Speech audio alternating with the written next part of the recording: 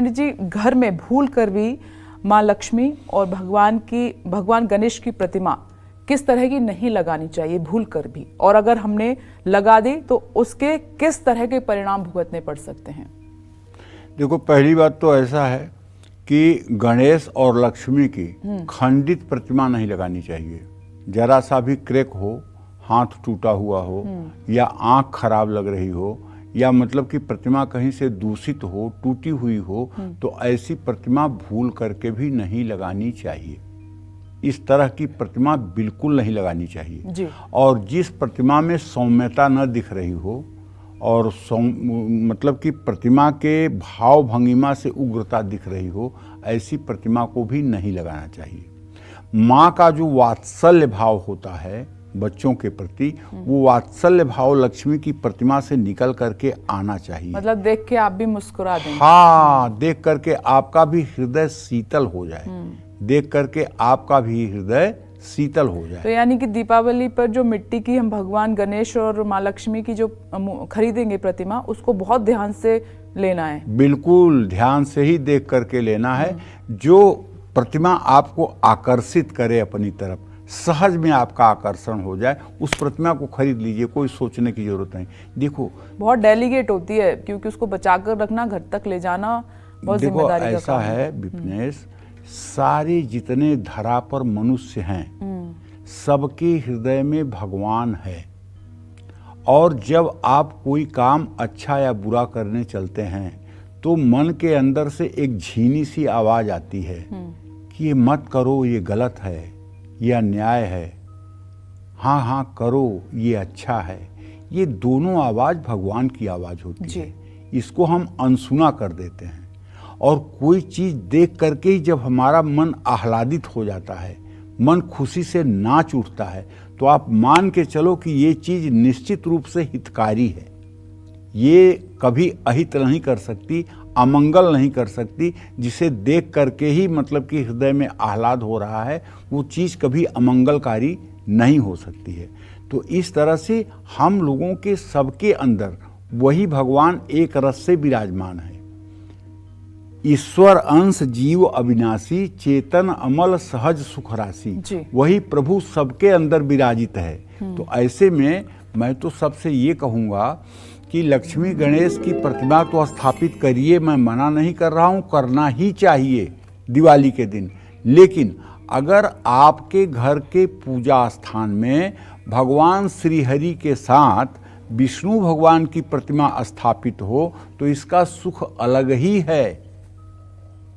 और आप अगर भगवान विष्णु का पुरुष सूक्त के 16 मंत्रों से और माँ लक्ष्मी का श्री सूक्त के 16 मंत्रों से नित्य दक्षिणावर्ती शंख से पंचामृत द्वारा अभिषेक करें तो आपके घर में कभी दरिद्रता टिक ही नहीं सकती है, कभी अभाव हो ही नहीं सकता है। सब प्रकार की सुख शांति और समृद्धि आपके परिवार में रहेगी। अपने घर में माँ लक्ष्मी की ऐसी मूर्ति या चित्र लगाएं जिनके उनके हाथ से कलश में सिक्के गिर रहे हों। जमीन में गिरते सिक्कों वाली प्रतिमा घर में ना लगाएं। अगर आमदनी का जरिया बढ़ाना चाहते हैं तो माँ लक्ष्मी की ऐसी तस्वीर घर में लगाएं जिसमें वो भगवान श्री हरि विष्णु के साथ गरुड़ पर सवार हो करके आ रही हूं। गजब! इस चित्र को तो देख करके हृदय आह्लादित हो जाता है। वंदे कृष्णम जगत गुरु। यही भगवान श्री कृष्ण हैं, यही भगवान श्री हरि विष्णु हैं, यही प्रभु श्री राम हैं। रूप उन्हीं के हैं, अलग अलग नाम से। आप चाहे राम कृष्ण कहें चाहे हरि कहें, हैं तीनों एक ही। तीनों में कोई अंतर नहीं है। चाहे आप राम कृष्ण का ध्यान कर लें, सीताराम का ध्यान कर लें, चाहे राधा कृष्ण का ध्यान कर लें और चाहे श्री हरि विष्णु और लक्ष्मी का ध्यान कर लें, बात एक ही है, अंतर बिल्कुल नहीं है। जहां जिसका लगाव हो, जहां जिसमें जिसका रुझान हो, वहां गरुड़ पर सवार हो करके अगर महालक्ष्मी भगवान श्री हरि विष्णु के साथ आपको आती हुई दिखाई दें और ऐसी प्रतिमा आप घर में लगा ले रहे हैं तो आप मानिए आय के हजारों स्रोत आपको मिलेंगे और कभी आप महालक्ष्मी की कृपा से वंचित नहीं हो सकते हैं। जय मां विंध्यवासिनी।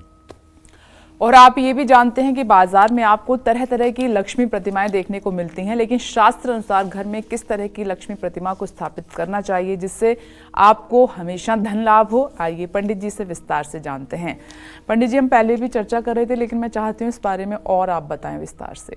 देखो, माँ लक्ष्मी की कमल पर बैठी हुई प्रतिमा तस्वीर घर में लगानी शुभ होती है, लेकिन माँ लक्ष्मी की कमल पर खड़ी हुई तस्वीर घर में नहीं लगाना चाहिए। हाँ, इसे आप अपने व्यावसायिक स्थान पर लगा सकते हैं।